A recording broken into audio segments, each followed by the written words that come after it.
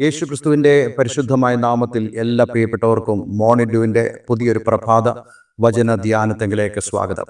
കഴിഞ്ഞ ദിവസങ്ങളിൽ വളരെ അനുഗ്രഹിക്കപ്പെട്ട ആത്മീക വചന ചിന്തയിലൂടെ കടന്നു പോകാൻ തക്കോണം ദൈവം നമ്മെ സഹായിച്ചല്ലോ.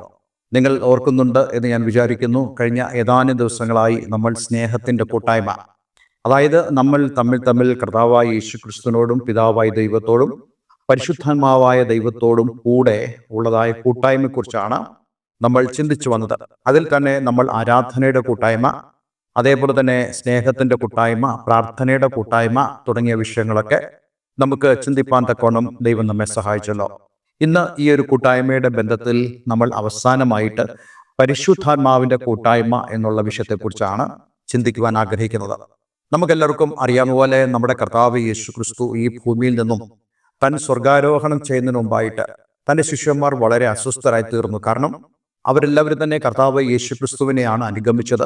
അവർ ചിന്തിച്ചു, എപ്പോഴും കർത്താവ് യേശുക്രിസ്തു ഞങ്ങളോട് കൂടെ ഉണ്ട് എന്നുള്ളത്. അതേപോലെ തന്നെ യേശുക്രിസ്തു ഞങ്ങളോട് ദൈവരാജ്യത്തിൻ്റെ മർമ്മങ്ങളെക്കുറിച്ച് സംസാരിക്കും, അതേപോലെ തന്നെ ആത്മീയമായ നന്മകളും അനുഗ്രഹങ്ങളും ഞങ്ങൾ മുന്നോട്ട് അനുഭവിക്കുമെന്നൊക്കെ വിചാരിച്ച ആ ശിഷ്യന്മാരെ നിരാശപ്പെടുത്തിക്കൊണ്ട് യേശുക്രിസ്തു വളരെ വ്യക്തമായി പറഞ്ഞു, ഞാൻ യെരൂശലേമിൽ ക്രൂശിക്കപ്പെടുമെന്നും അതിനുശേഷം കർത്താവ് യേശുക്രിസ്തുവിന്റെ ഉയർപ്പിനെ കുറിച്ചൊക്കെ കർത്താവ് യേശുക്രിസ്തു സൂചന നൽകിയിരുന്നു.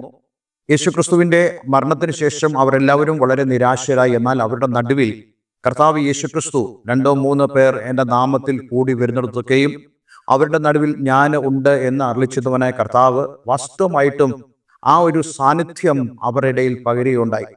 എന്നാൽ അതിനുശേഷം കർത്താവ് യേശുക്രിസ്തു സ്വർഗാരോഹണം ചെയ്യുന്നതിന് മുമ്പായിട്ട് ശിഷ്യന്മാരോട് ഒരു ഉറപ്പ് പറയുന്നു, ലോകാവസാനത്തോളം എല്ലാ നാളും ഞാൻ നിങ്ങളോട് കൂടെയുണ്ട് എന്ന് മാത്രമല്ല, ഞാൻ പോകുന്നത് നിങ്ങൾക്ക് പ്രയോജനം. ഞാൻ പോകാഞ്ഞാൽ കാര്യസ്ഥൻ പരിശുദ്ധാത്മാവ് നിങ്ങളുടെ അടുക്കൽ വരികയില്ല. പരിശുദ്ധാത്മാവ് വരുമ്പോൾ പരിശുദ്ധാത്മാവിലൂടെയുള്ള അവരുടെ പ്രയോജനങ്ങളെക്കുറിച്ച് വളരെ വ്യക്തമായി കർത്താവ് യേശുക്രിസ്തു പറഞ്ഞല്ലോ. അവൻ വരുമ്പോൾ സത്യത്തെക്കുറിച്ചും ന്യായവിധിയെക്കുറിച്ചും നിങ്ങളെ ബോധ്യമാക്കി തീർക്കും. അതേപോലെ തന്നെ നിങ്ങളുടെ പാപത്തെക്കുറിച്ച് നിങ്ങളെ ബോധ്യപ്പെടുത്തും. അതേപോലെ തന്നെ പരിശുദ്ധാത്മാവ് നിങ്ങളുടെ സഹായകനാണ്, നിങ്ങളുടെ കാര്യസ്ഥനാണ്. ഇത് കർത്താവ് യേശുക്രിസ്തു പറയുമ്പോൾ നമ്മളുടെ ഈ ഭൂമിയിലെ, അതായത് കർത്താവ് യേശുക്രിസ്തുവിന്റെ ഫിസിക്കൽ പ്രസൻസ് ഇല്ലാത്തതായ നമ്മൾ ഓരോരുത്തരും അനുഭവിക്കുന്നത് പരിശുദ്ധാത്മാവാകുന്ന ആ വ്യക്തിത്വത്തിന്റെ അല്ലെങ്കിൽ ആ ആളത്വത്തിന്റെ കൂട്ടായ്മയാണ് എന്ന് കർത്താവ് യേശുക്രിസ്തു വ്യക്തമായി പറയുകയുണ്ടായി. ഇത് സംബന്ധിച്ച് അപ്പോസ്തലനായ പൗലോസ് തന്റെ 2 കൊരിന്ത്യർ 13-ാം അധ്യായം അതിന്റെ 14-ാമത്തെ വാക്യത്തിൽ പരിശുദ്ധാത്മാവിന്റെ കൂട്ടായ്മ നമുക്കുണ്ടാകേണ്ടതിന്റെ പ്രാധാന്യം കർത്താവ് യേശുക്രിസ്തുവും പിതാവായ ദൈവവും നമ്മോടുകൂടെ ഇരിക്കുന്നത് പോലെ തന്നെയാണ് എന്ന് സൂചിപ്പിക്കുന്നുണ്ട്. ആ വേദഭാഗമാണ് ഇന്ന് ഞാൻ നിങ്ങളുമായി പങ്കിടുവാൻ ആഗ്രഹിക്കുന്നത്. അതിനുവേണ്ടി നമുക്ക് 2 കൊരിന്ത്യർ 13-ാം അധ്യായം അതിന്റെ 14-ാമത്തെ വാക്യം വായിക്കാം. കർത്താവ് യേശുക്രിസ്തുവിന്റെ കൃപയും ദൈവത്തിന്റെ സ്നേഹവും പരിശുദ്ധാത്മാവിന്റെ കൂട്ടായ്മയും നിങ്ങൾ എല്ലാവരോടും കൂടെ ഇരിക്കുമാറാകട്ടെ. വളരെ ധന്യമായ ഒരു ജീവിതത്തെക്കുറിച്ചുള്ള ആശംസയാണ് ഇവിടെ അപ്പോസ്തലനായ പൗലോസ് നമ്മോട് പറയുന്നത്. ഇത് സാധാരണ നമ്മൾ ആശീർവാദം എന്നുള്ള നിലയിൽ പറയാറുണ്ട്. ആശീർവാദം എന്ന് പറയുമ്പോൾ ഒരു ബ്ലെസ്സിങ്സ് ആണ്. ഇവിടെ ഒരു അനുഗ്രഹം എന്നവണ്ണം അപ്പോസ്തലനായ പൗലോസ് പറയുന്നു, നമുക്ക് വേണ്ടത്, നമ്മളോടുകൂടെ ഇരിക്കേണ്ടത്, നമ്മൾ അനുഭവിക്കേണ്ടത് കർത്താവായ യേശുക്രിസ്തുവിന്റെ കൃപയാണ്. അതേപോലെ തന്നെ ദൈവത്തിന്റെ സ്നേഹമാണ്, പരിശുദ്ധാത്മാവിന്റെ കൂട്ടായ്മയാണ്.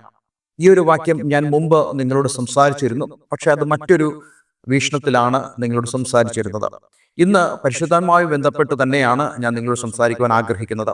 നോക്കൂ, കർത്താവ് യേശുക്രിസ്തുവിന്റെ കൃപ എന്ന് പറയുമ്പോൾ നമുക്ക് എല്ലാവർക്കും അറിയാം, നമ്മുടെ ജീവിതത്തിൽ വളരെ ആവശ്യമായിട്ടുള്ള ഒന്നാണ് കൃപ. അതായത് ദൈവത്തിന്റെ ഫേവർ, യേശുക്രിസ്തുവിന്റെ കൃപ. തൻ്റെ ആ ഒരു കൃപ നമ്മുടെ ജീവിതത്തിൽ ഉണ്ടെങ്കിൽ മാത്രമേ നമുക്ക് മുന്നോട്ട് പോകാൻ കഴിയത്തുള്ളൂ. കൃപ എന്ന് പറയുന്നത് ദൈവം നമുക്ക് നൽകുന്ന പ്രാപ്തിയാണ്, ദൈവം നമുക്ക് തരുന്ന സഹായമാണ്, ദൈവം നമുക്ക് തരുന്ന പ്രസാദമാണ്. ഈ ഒരു സഹായം നമ്മുടെ ജീവിതത്തിൽ ഉണ്ടെങ്കിൽ മാത്രമേ നമുക്ക് മുന്നോട്ട് പോകാൻ കഴിയുള്ളൂ എന്നുള്ളത് ഞാൻ മുമ്പ് തന്നെ നിങ്ങളോട് സംസാരിച്ചിട്ടുണ്ടല്ലോ. കർത്താവ് യേശുക്രിസ്തുവിന്റെ കൃപയാണ് നമ്മളോട് കൂടെ ഇരിക്കുന്നത്. അപ്പോസ്തലനായ പൗലോസിന്റെ ഒരു പ്രാർത്ഥനയെക്കുറിച്ച് നമുക്ക് എല്ലാവർക്കും അറിയാം. തൻ്റെ ജഡത്തിൽ ഒരു ശൂലം, അതെന്താണെന്ന് നമുക്കറിയില്ല.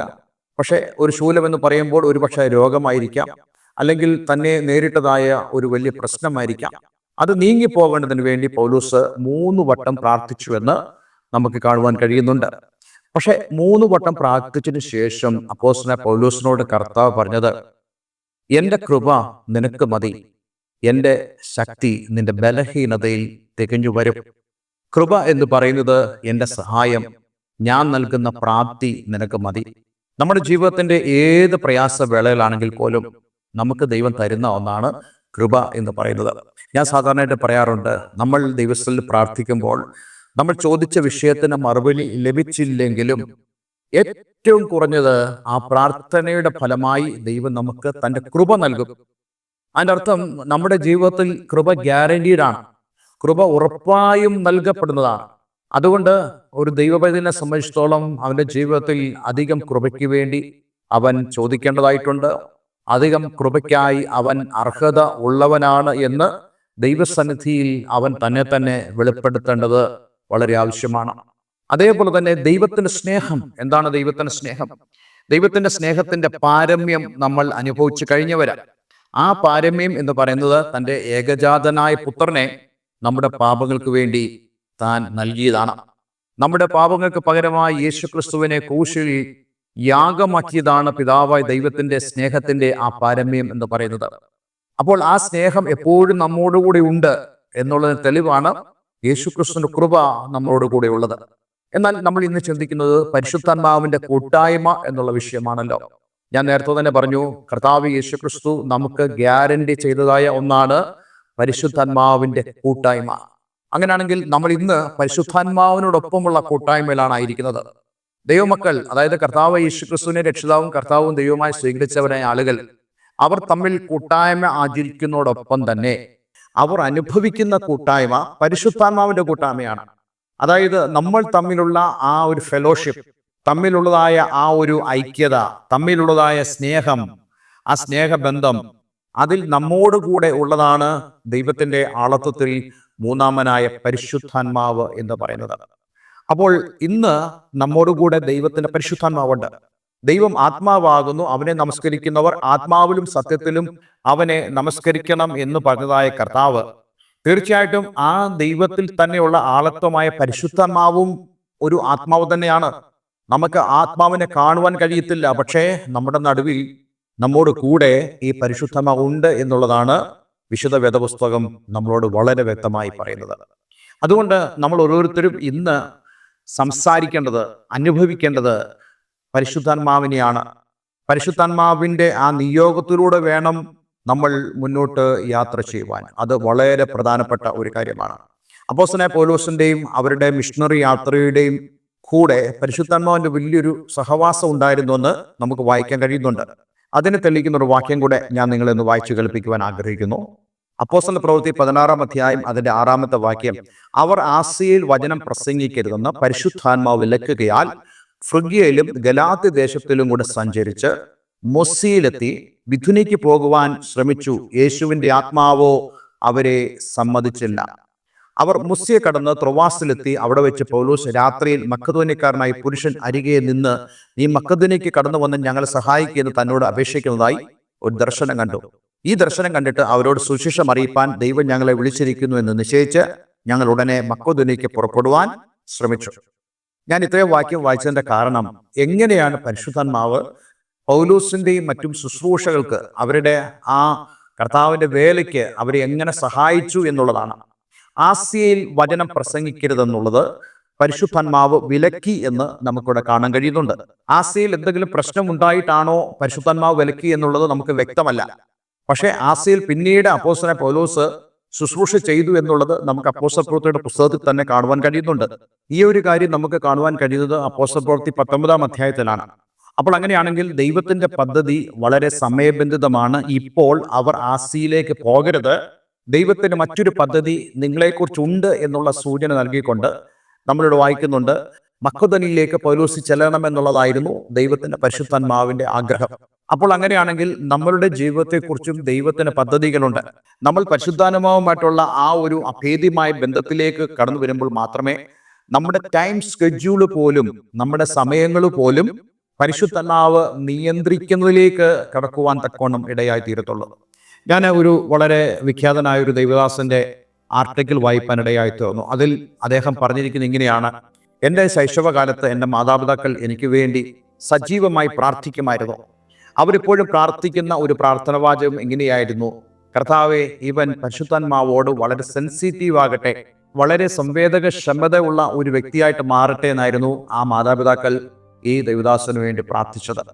അതിൻ്റെ അർത്ഥം പിന്നീട് ആ ദൈവദാസന് ബോധ്യമായി തീർന്നു. അദ്ദേഹം പറഞ്ഞു, ദൈവത്തിൻ്റെ ആത്മാവ് എന്നോട് പറയുന്ന കാര്യങ്ങൾ എനിക്ക് ഗ്രഹിച്ചറിയുവാനും ദൈവത്തിൻ്റെ പരിശുദ്ധാത്മാവിന് പ്രാധാന്യം കൊടുത്തുകൊണ്ട് മാനുഷികമായ ഉപദേശങ്ങളും മാനുഷികമായ അഭിപ്രായങ്ങൾക്കും പ്രാധാന്യം കൊടുക്കാതെ അതിനേക്കാൾ ഉപരി പരിശുദ്ധാത്മാവ് പറയുന്ന കാര്യങ്ങൾക്ക് പ്രാധാന്യം കൊടുത്ത് മുന്നോട്ട് പോകണം എന്നുള്ളതായിരുന്നു എൻ്റെ മാതാപിതാക്കൾ എന്നെക്കുറിച്ച് ആഗ്രഹിച്ചത്. അദ്ദേഹം പിന്നീട് പറയുകയുണ്ടായി, എൻ്റെ ശുശ്രൂഷകളിൽ, എൻ്റെ ജീവിതത്തിൽ അതെല്ലാം തന്നെ വളരെ അനുഗ്രഹപ്രദമായി തീരുവാനിടയായി തീർന്നു. അദ്ദേഹം അനുഭവിച്ചിട്ടുണ്ടായിരുന്നു തൻ്റെ ജീവിതത്തിൽ എപ്രകാരമാണ് പരിശുദ്ധാത്മാവ് ഇടപെടുന്നതെന്നും പരിശുദ്ധാത്മാവിനോട് താൻ സംവേദിക്കുമ്പോൾ എത്രത്തോളം അത് ഗുണകരമായി തീർന്നെന്നും അദ്ദേഹത്തിന് നല്ല നിശ്ചയമുണ്ടായിരുന്നു. ഇതേപോലെ തന്നെ പരിശുദ്ധാത്മാവിനോട് നമ്മൾ സംവേദകത ഉള്ളവരായിരിക്കണമെന്ന്, സെൻസിറ്റീവ് ആയിരിക്കണമെന്ന് ദൈവം നമ്മളെക്കുറിച്ച് ആഗ്രഹിക്കുന്നുണ്ട്. അപ്പോസ്തലൻ പൗലോസ് ഈ ഒരു അനുഭവത്തിലൂടെ തന്നെ കടന്നുപോയ ഒരു വ്യക്തിയാണ്. ചുരുക്കം പറഞ്ഞാൽ പരിശുദ്ധാത്മാവിൻ്റെ കൂട്ടായ്മ നല്ലവണ്ണം അനുഭവിച്ച ഒരു വ്യക്തിയായിരുന്നു അപ്പോസ്തലനായ പൗലോസ്. ഞാൻ ഇന്ന് ഈ വചനത്തിലൂടെ നിങ്ങളോട് ആഹ്വാനം ചെയ്യാൻ ആഗ്രഹിക്കുന്ന കാര്യം, നമ്മൾ തമ്മിൽ കൂട്ടായ്മ ഉണ്ട് എന്നുള്ളത് നല്ലൊരു കാര്യം തന്നെയാണ്.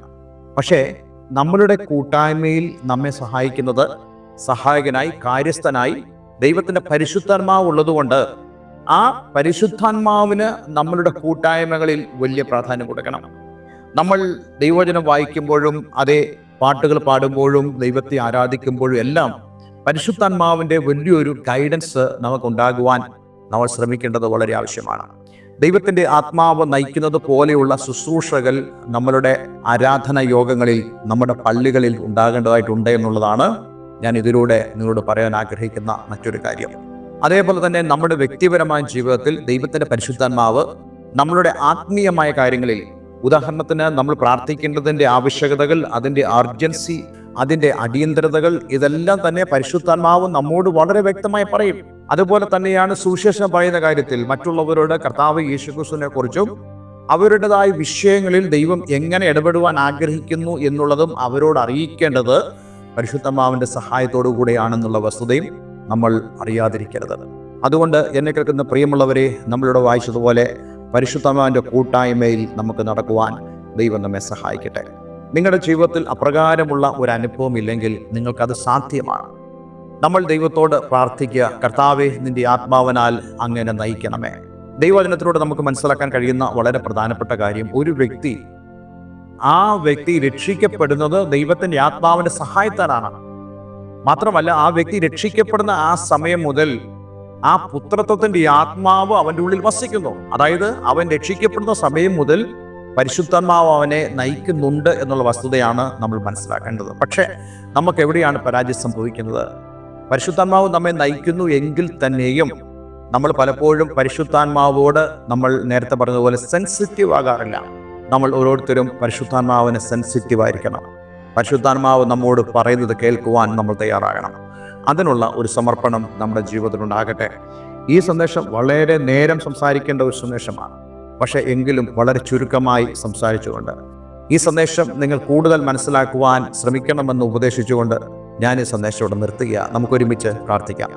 സ്വർഗീയ പിതാവേ, ഇന്ന് ഞങ്ങളെ കേൾപ്പിച്ച വളരെ മനോഹരമായ സന്ദേശത്തിനായി സ്തോത്രം. പരിശുദ്ധാത്മാവിൻ്റെ കൂട്ടായ്മയെക്കുറിച്ചുള്ള വളരെ ആഴത്തിലുള്ള സന്ദേശം ദൈവത്തിൻ്റെ പരിശുദ്ധാത്മാവ് ഞങ്ങൾക്ക് തന്നല്ലോ. കർത്താവ്, ഈ വചനം കേൾക്കുന്ന ഏവരെ ഞാൻ യേശുവിൻ്റെ നാമത്തിൽ അനുഗ്രഹിക്കുന്നു. അപ്പോസ്തലനായ പൗലോസ് തുടങ്ങിയതായ ദൈവദാസന്മാരെയും കർത്താവ് യേശുക്രിസ്തുവിനെ തന്നെയും പരിശുദ്ധാത്മാവ് എപ്രകാരമാണ് നയിച്ചത്, നിയന്ത്രിച്ചത്, ആ പരിശുദ്ധാത്മാവിൻ്റെ കൂട്ടായ്മ എപ്രകാരമായിരുന്നു എന്നുള്ളതെല്ലാം ഞങ്ങൾക്ക് തിരുവചനത്തിൽ കാണുവാൻ കഴിയുന്നുണ്ട്. കർത്താവെ, ഇന്ന് എന്നെ കേൾക്കുന്ന പ്രിയമുള്ളവരിലും ദൈവത്തിൻ്റെ പരിശുദ്ധാത്മാവ് അവരെ നയിക്കുകയും നിയന്ത്രിക്കുകയും മുന്നോട്ട് നയിക്കുകയും ചെയ്യുന്നതായ ആ വലിയ ശക്തമേറിയതായ വളരെ അനുഗ്രഹിക്കപ്പെട്ടതായ ആത്മീക അനുഭവം പ്രിയപ്പെട്ടവർക്ക് നൽകണമേ എന്ന് പ്രാർത്ഥിക്കുന്നു. പ്രാർത്ഥന കേട്ടതിന് നന്ദി. യേശുക്രിസ്തുവിൻ നാമത്തിൽ തന്നെ. ആമേൻ, ആമേൻ. ഇന്നത്തെ വചനചിന്ത നിങ്ങളുടെ ജീവിതത്തിൽ വളരെ അനുഗ്രഹപ്രദമായി തീർന്നു എന്ന് ഞാൻ വിശ്വസിക്കുന്നു. ഈ സ്ക്രീനിൽ കാണുന്ന ഫോൺ നമ്പറുകളിൽ ഞങ്ങളെ വിളിക്കുക. തീർച്ചയായിട്ടും ഈ ശുശ്രൂഷകളെല്ലാം തന്നെ നിങ്ങൾക്ക് വളരെ അനുഗ്രഹപ്രദമായി തീരും. നിങ്ങൾക്ക് ആത്മീയമായി കൂട്ടായ്മയ്ക്ക് ആഗ്രഹമുണ്ടെങ്കിൽ അതിനും ഞങ്ങളെ വിളിക്കാവുന്നതാണ്. എല്ലാവരെയും ദൈവം അനുഗ്രഹിക്കട്ടെ. Have A nice day. God bless you all.